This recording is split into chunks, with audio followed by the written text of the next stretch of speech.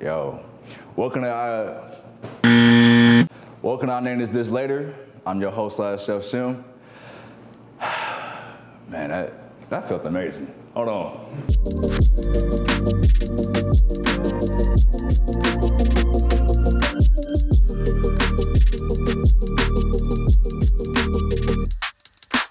Let me talk that one in real fast. That felt amazing. It's been 7 months. 7 whole months working with Derek /Fifth Dog.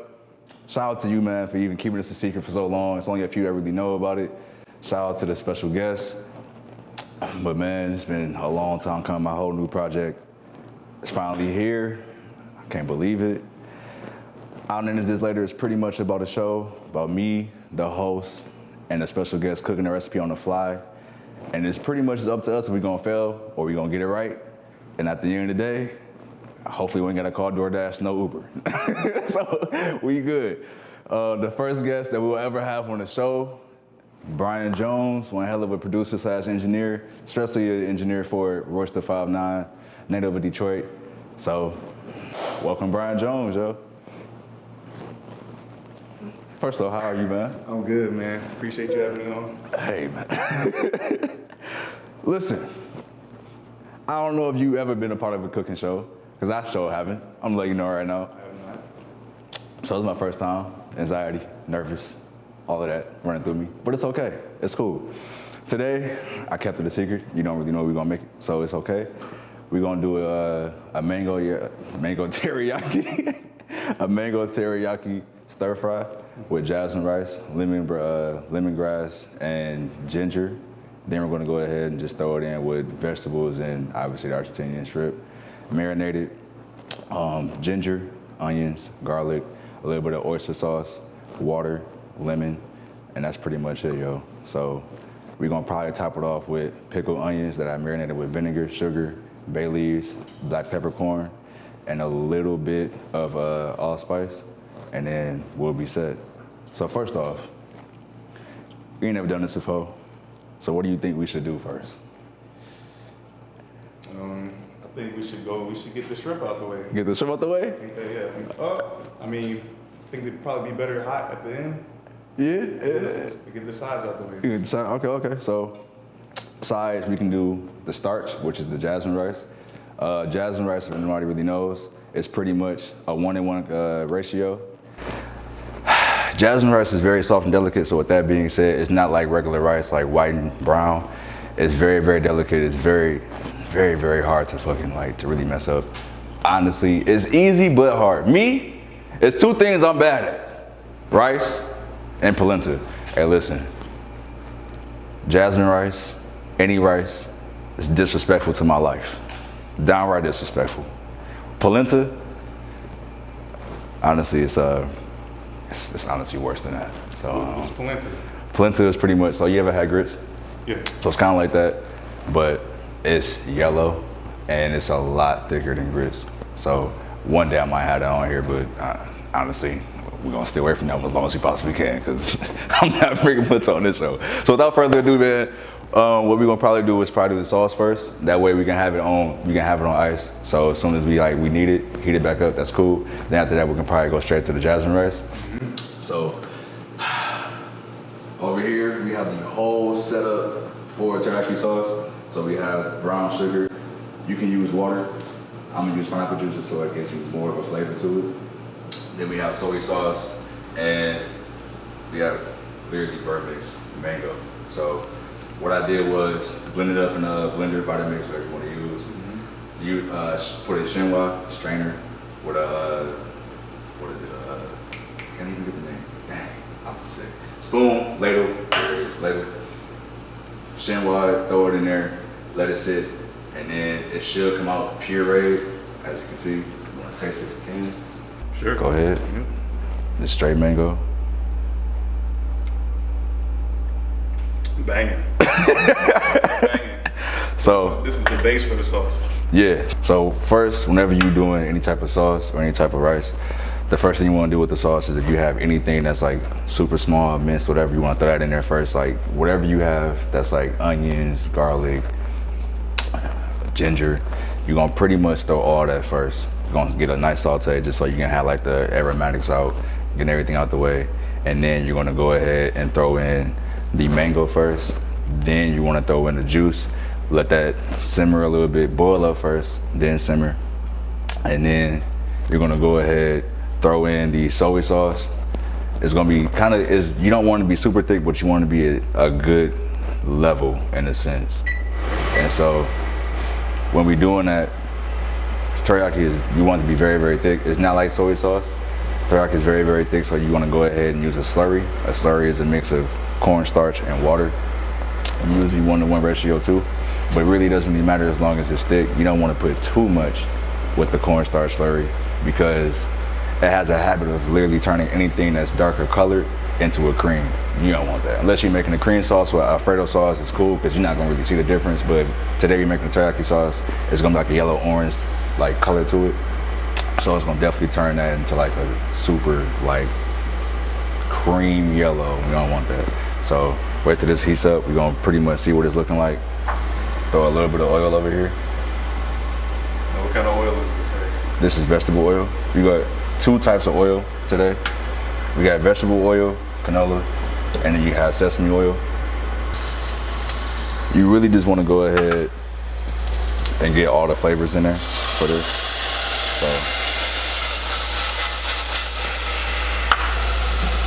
while this is sauteing,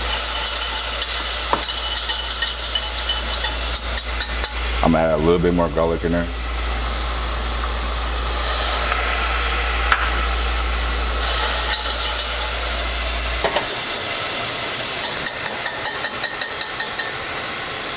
So then we want to go ahead and add the mango.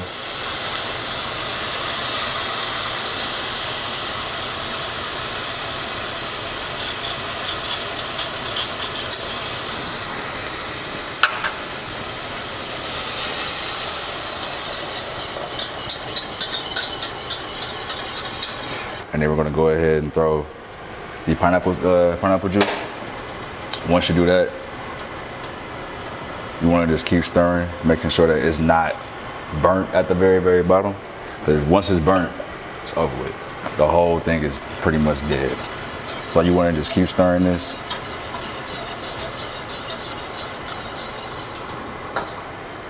Get some soy sauce.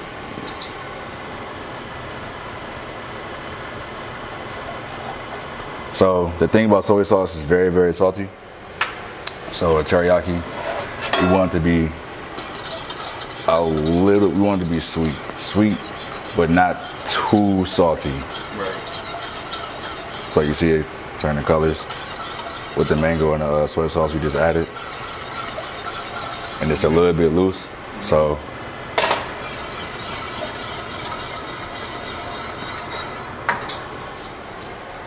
then once it starts to boil up, we're gonna add the brown sugar, see what it's tasting like. I got tasting spoons over here. We get like a little bit of taste and see what it's like. If it's too sweet, we're gonna add more soy sauce to it. And if it's too salty, we're gonna add brown sugar. Because at the end of the day, you don't want the teriyaki sauce to be too salty or too sweet because everything is gonna have flavor to it. From the jasmine rice, to the sauce, to the vegetables, to the shrimp, and even the pickled onions you're gonna put on top after that. So we're just trying to find that balance. yeah, so while this is going up, we're gonna come over here. So usually when I'm doing rice, I usually always use cold water and rinse it just so you get all that starch out. Cause when that starch hits, it's gonna get gummy. You don't want your rice to be at all gummy because then it's gonna end up being really, really trash. And then you're gonna throw the rice in there too. That's what it's gonna really be about. Like almost ready, you just wanna toast it a little bit just so like you can get all of that sin in there. And then you're gonna throw the rice in there and then we're just gonna fluff it every like 5 to 10 minutes just to make sure it's getting soft. Gotcha. As for this, we're gonna go ahead, throw a little bit of sugar in there.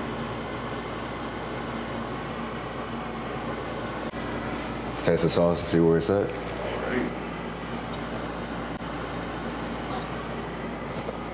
What you look like? All right, so what you tasting right now? think maybe a little more salt. A little bit more salt? A little more. Is it too sweet? More. It tastes great, but I think maybe a little bit, to me personally. Mm-hmm. So.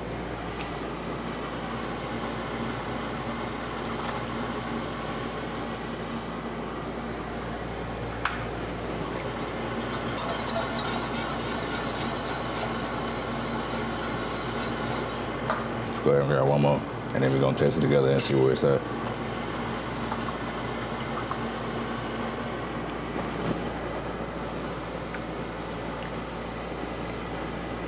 Where we at with it?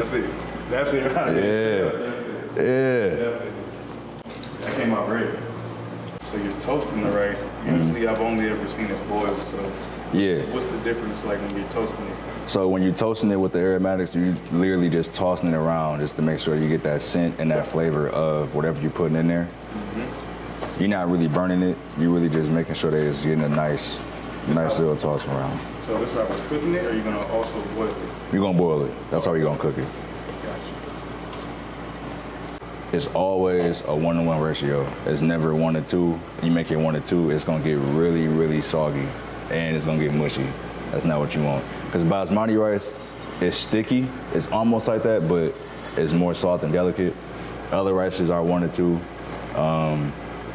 Jasmine's really one that's like you really want to make sure that it's 1-to-1. So now that we have the sauce ready, we're just gonna put the lid on there. Usually, when you're doing stir fry, you always walk. You throw in the veggies. You wait till the rice is done. Throw everything together, and then you throw the sauce in there. Cool meat, wok it, and then you go ahead and throw on the bowl. So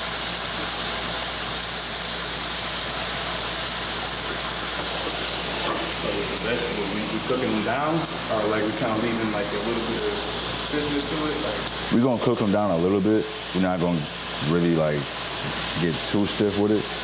We're just gonna make sure that it's good. that smells amazing. We ain't even got no seasoning to it yet. That's amazing. I love that. So what you gonna season it with? What you think we should add? So over here, we got garlic powder. We got cayenne, smoked paprika, a salt and pepper mix, crushed pepper flakes, pink peppercorn, carrots, we don't really need that, and then onion powder. I think off rib garlic powder. Garlic powder? And then the salt and pepper. Okay.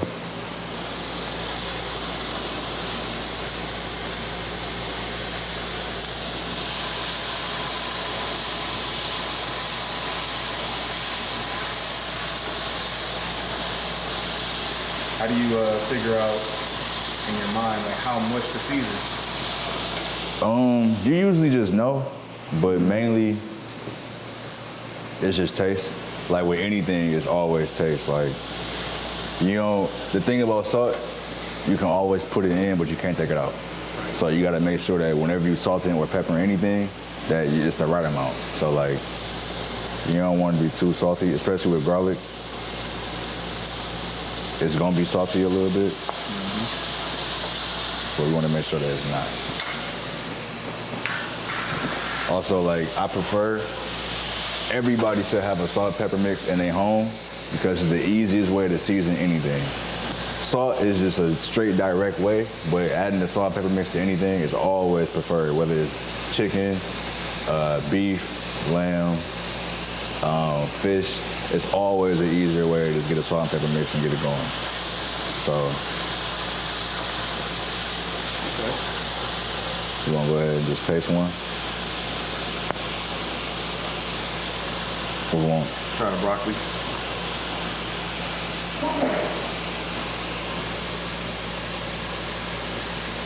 That's crazy. Good? That's real good.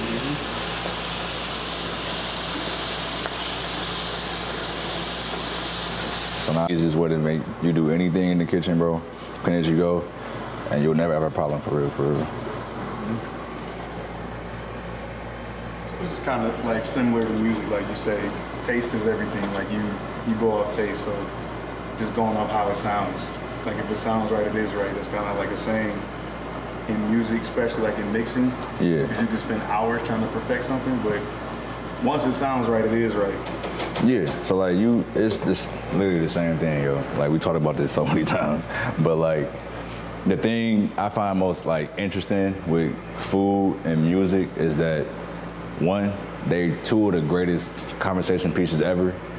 People, not everybody likes listening to music, but music is almost like it's just a togetherness almost. Whenever you go to a festival or you're going out to eat or you're going just to your friend's house or driving even, like music puts you in different moods. It puts you in a different vibe. Anywhere you go, it's just different sounds and everything else, especially when you bring synths, drums, all together, you make that beat, whatever the case may be. Same thing with food. Food is an amazing conversation piece. So like anybody could have fried chicken or like a nice like red bean and rice dish or salmon or really just like a fried red snapper. But certain dishes make you think or react like, oh, like this was something I had like 10 years ago. Like nobody cooked this like my grandma or like my mom. And here I am in Spain eating this, and this, it's almost like a memory flex or like a remembrance almost. It's food in itself is always, I feel like for me it's important. And I didn't find that I really love food until I was 20, for real. But food is like one of the greatest things to me, is because I can always learn from something. There's never one thing that I don't know about something else or someone else. Somebody can always teach me something. So it's every day I'm learning something new. Even for you, like you don't really cook like that, but you can tell me something completely different than what I know. And I'm putting that, or I'm adding it to my repertoire, my skill set. And I feel like it's the same way with music or beats, whatever. It's like you add in something, somebody comes in like, yo, like, I think you should put this to certain RPMs or whatever the case may be, and then you like, okay, this sound nice, or like this shit dumb trash, like this shit ain't even it. But I think vibes. Like, is there such a thing as kitchen vibes? Like, I know in the studio, vibes are crucial. Like, having somebody in the studio that's like their vibe is off, it can kill a whole session. yeah, I mean that's with anything though. Like with kitchens, it's literally like when you in the zone, you locked in. You doing 50 or like 10 to 20 plates, whatever the case may be, knocking them out, bam. Somebody come in, somebody fucked up the rhythm, or somebody's in there just being on some bullshit. It fucks everything up, especially in the industry as far as like the restaurant industry. One person can throw the whole thing off, and that could either be the expo, line cook, the chef, or even a server. It's really, it's kind of hard, but at the same time, like once you find the right pieces, once you catch yourself at the speed, whatever you're doing, it gets easier and easier. But for sure, vibes is like, I feel like with anything that you do, like you can just feel when somebody is just like, hey, yo, I gotta get up out of here, or like this person, all right, like you come with the right energy, I'm feeling that, I need to get to where you at, type of shit. So like you understand that. So right now you see the rice is coming together. So just to make sure you know what we're looking for, we're gonna taste what it's like now. Okay.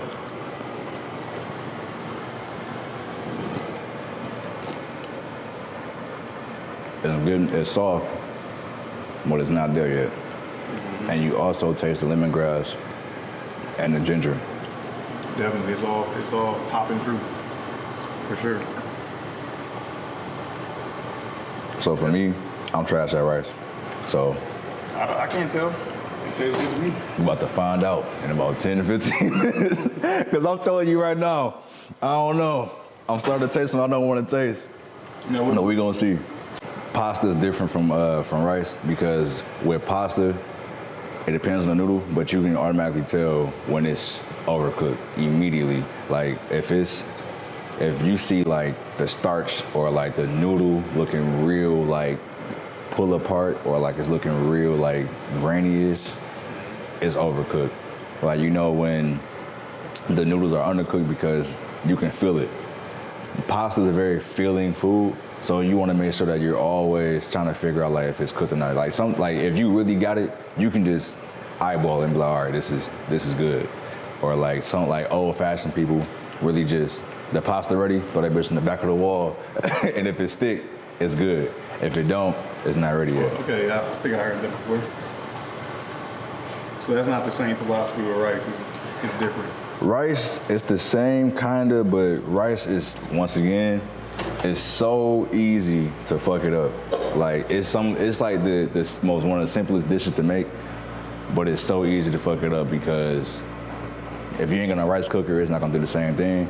And if you got too much water in there, it's gonna be hella mushy. If you have less water than the actual rice itself, then it's gonna be hella hard. You don't want it to be crunchy at all.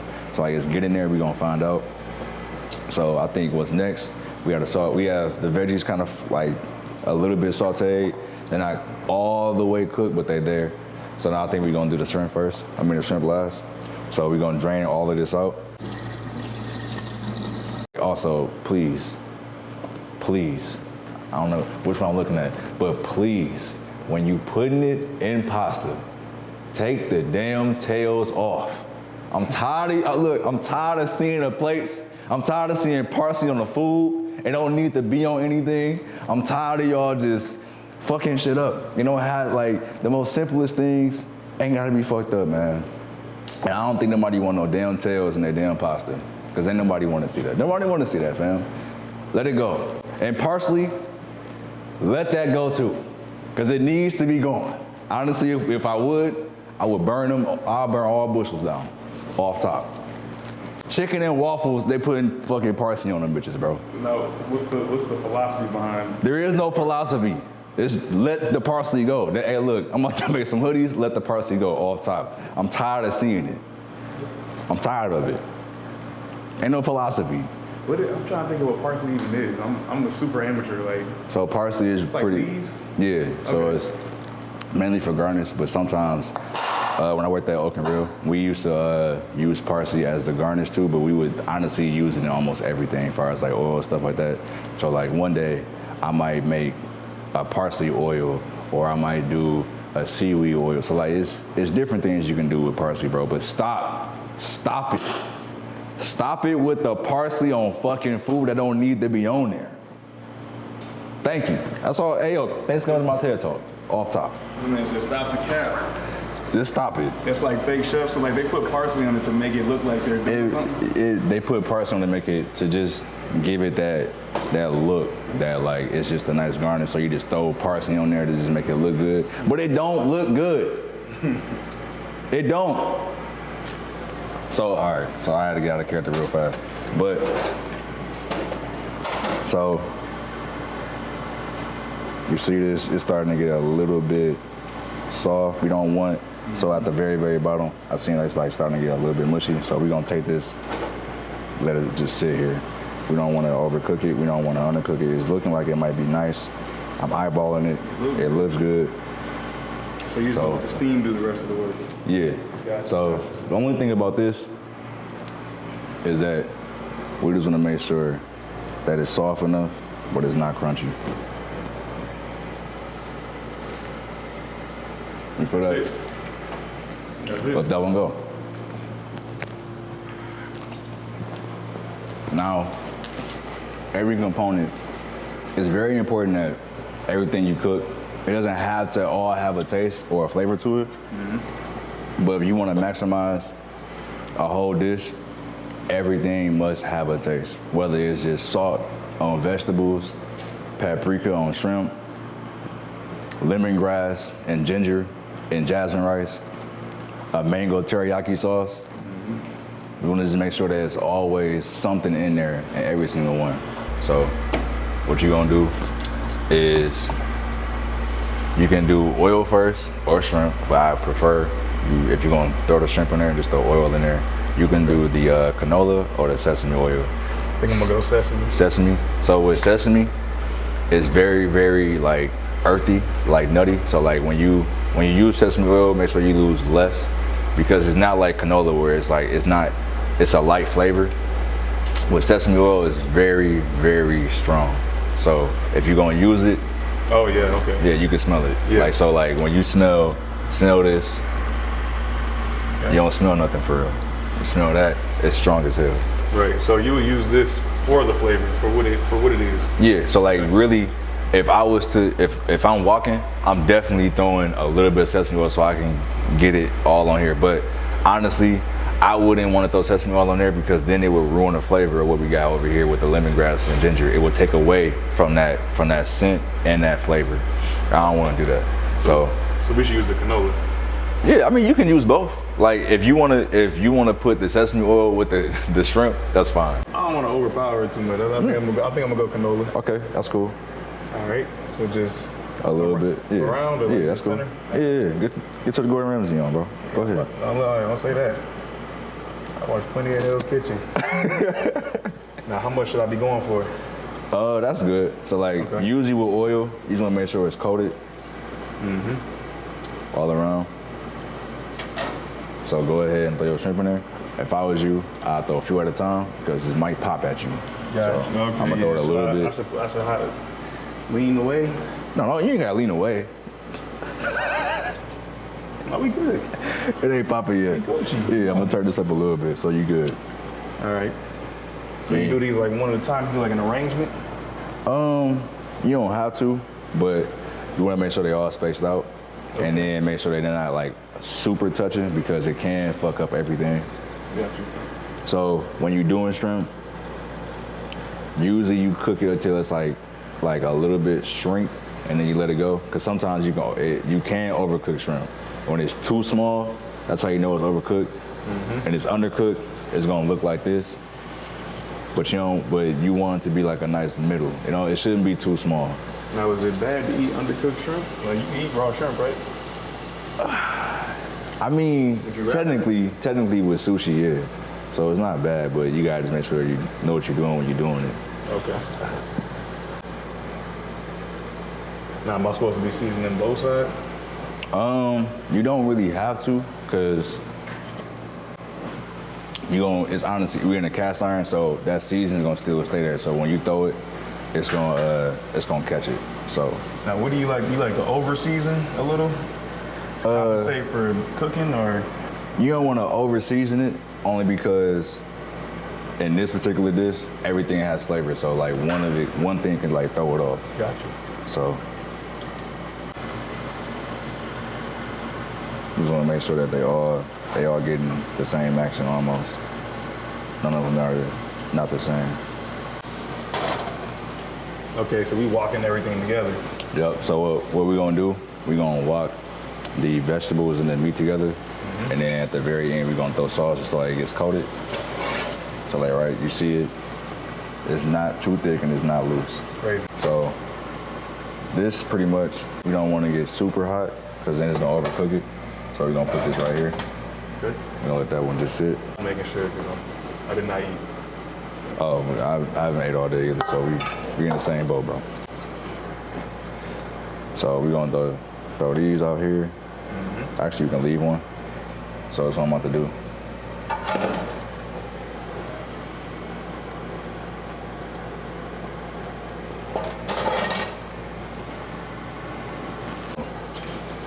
Everything together.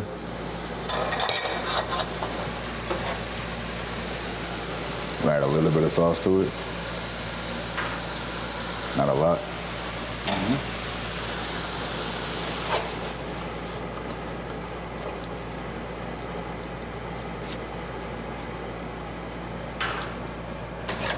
And then we're gonna come over here. You're gonna get a plate. Now, how you wanna plate this, y'all? I think we should go rice on the bottom and then layer things. Okay. Unless we're gonna put the rice in here and toss it all together? No, we're not gonna, only because of the lemongrass and ginger. If you want to, we can. That's not gonna be a problem. I like the layers. So jasmine is a little bit sticky, but you don't want it to be mushy. So then we're gonna take this.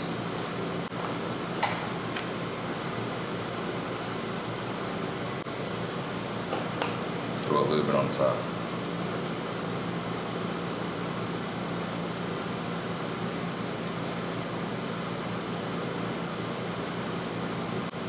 What's your philosophy with plating? Like you like it? You just want it to be clean, almost. Like, you don't want to be too messy, but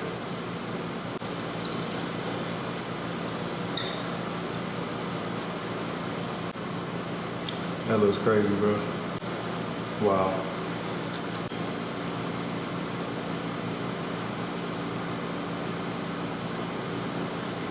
Pickled onions? Okay.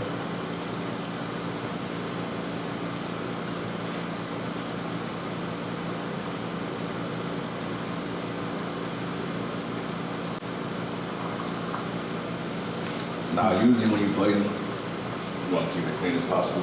So like, you don't want nothing on the edges.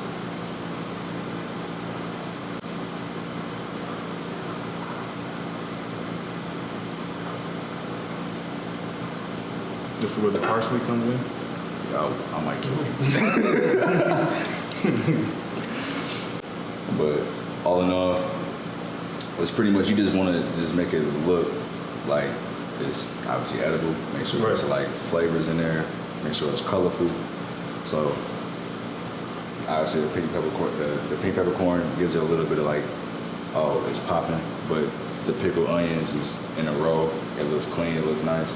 Carrots all around it is cool. The vegetable, then you throw in the sauce. Everything's in there. So we're gonna go ahead. Taste what it looks like. Taste it real fast.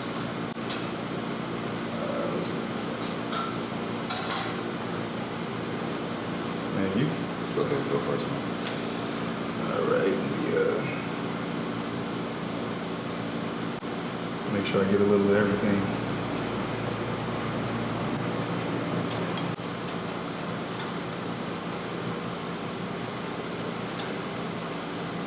Where's that? That's it. That's it. That's crazy. Come on.